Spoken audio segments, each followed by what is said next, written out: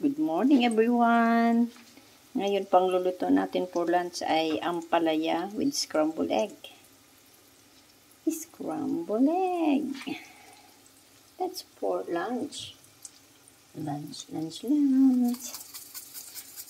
po siya.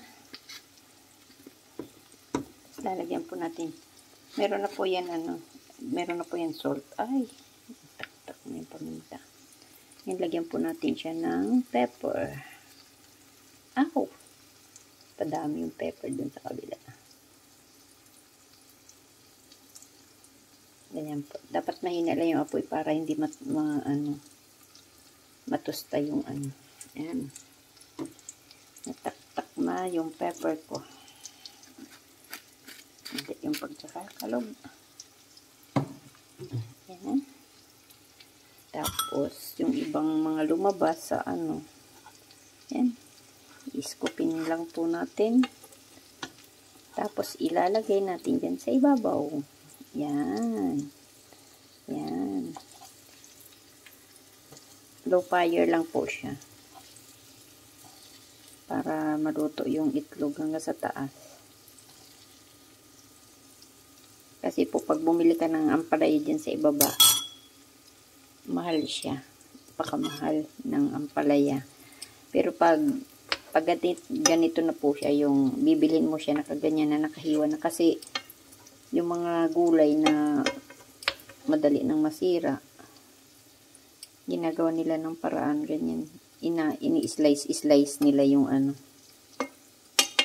ini-slice yung mga gulay. Yun na po ang binibili ko kasi mas mura na siya. Ano lang siya? 1 ringgit, 50 cent. Yan na po lahat ng gulay.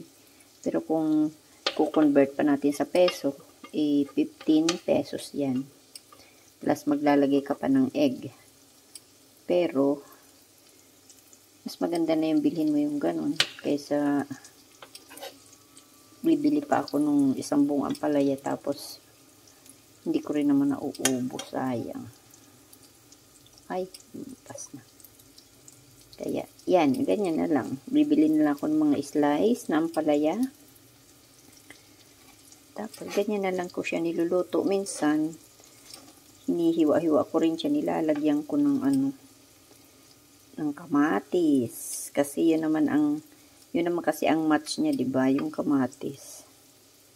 Ampalaya, kamatis. Minsan, masarap sana siyang may shrimp. Ang problema, kalaban ko yung shrimp.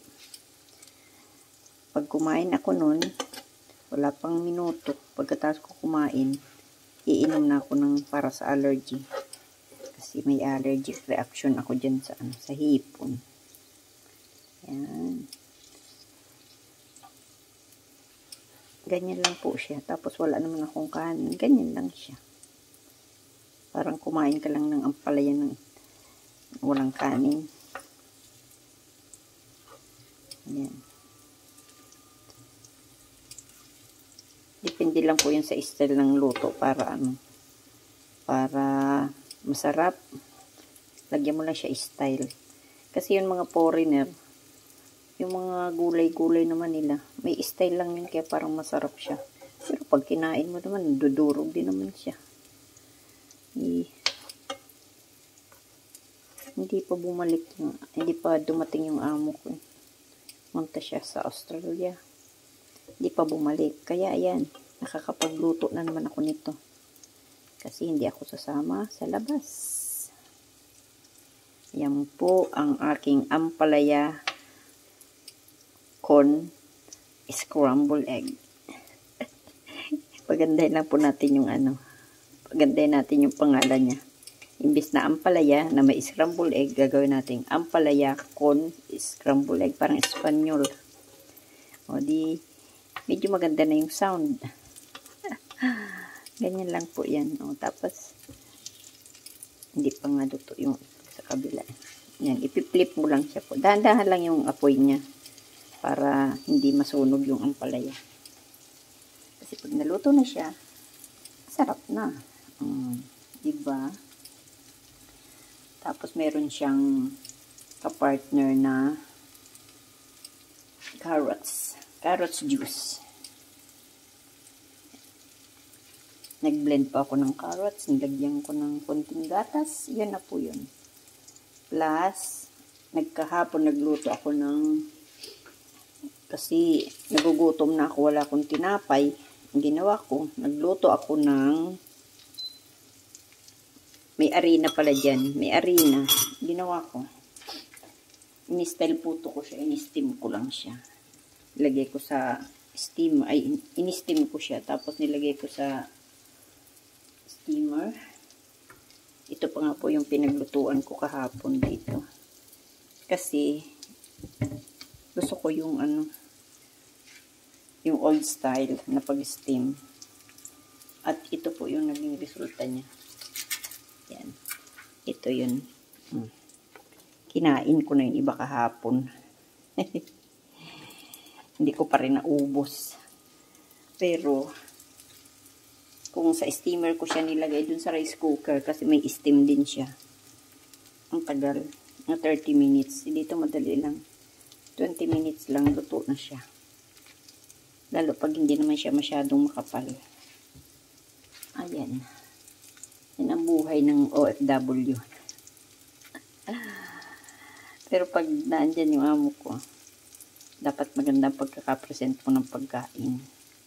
Lulutuin ko siya, o hanbawa, tinatanong ko siya, ano gusto mong pagkain ngayong dinner? Kasi, hindi naman yung nagdi-dinner eh. Ang kinakain lang nun, yung bigyan mo lang siyang rice, tapos lalagyan mo, hindi rice, ng corn in can, tapos lalagyan mo siya ng paminta.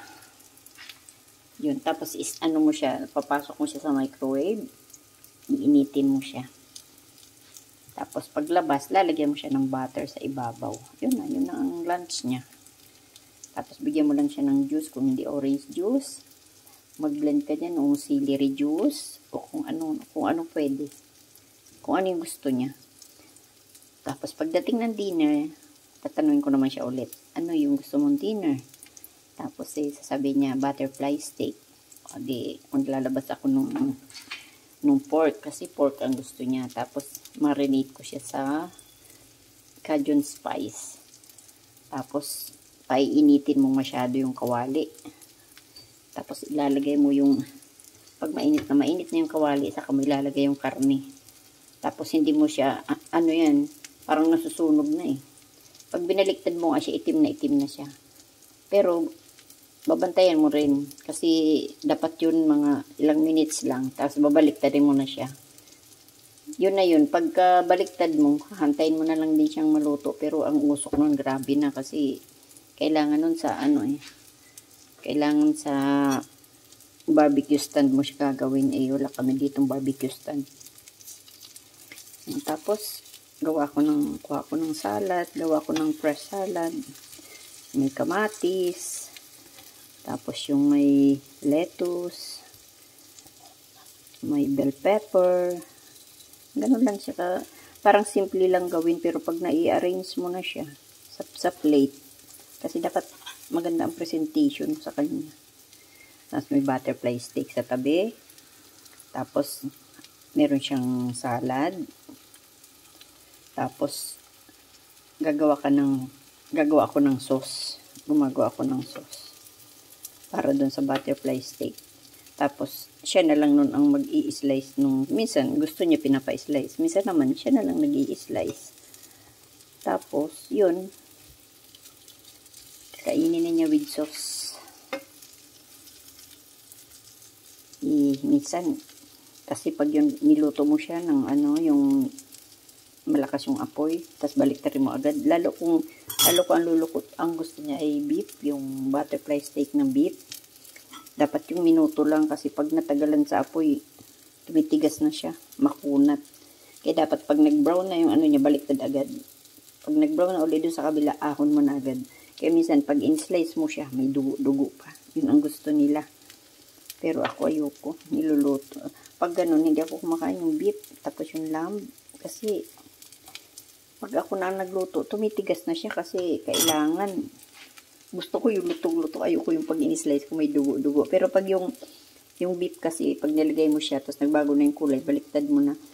Na siya, pag in-slice nila yan, mapula pa yung loob nila, pero ano yan, yung malambot siya. Pares din ng pork. Yung pork, ang ano nun, may sikreto kasi siya na hindi siya kailangan matigas. Pag niluto mo na siya pag nilagay mo na siya ng ano yan, yung mainit na siya. Isang baliktad lang, hindi na yung, kagaya sa atin, pabaliktad pa. Yun, hindi na, isang baliktad lang. Pag baliktad nun, yun na yun. Kaya ang pork, kahit ang pork, pag hiniwa mo siya, hindi naman siya may dugo, pero mapula yung loob, yung parang fresh yung meat niya. Tapos malambot siya. Ganon lang yun. Tayo naman mga Pilipino, ganito yung style. Sarap naman. Luto kang isda, gawa kang sausawan, meron kang bagoong dyan, meron kang kalamansi. Tapos may kanin ka, okay na. O, yan po ang ating ampalaya corn scrambled egg. Ready na po yan. Aahuinin na natin. Thank you for watching. Bye-bye.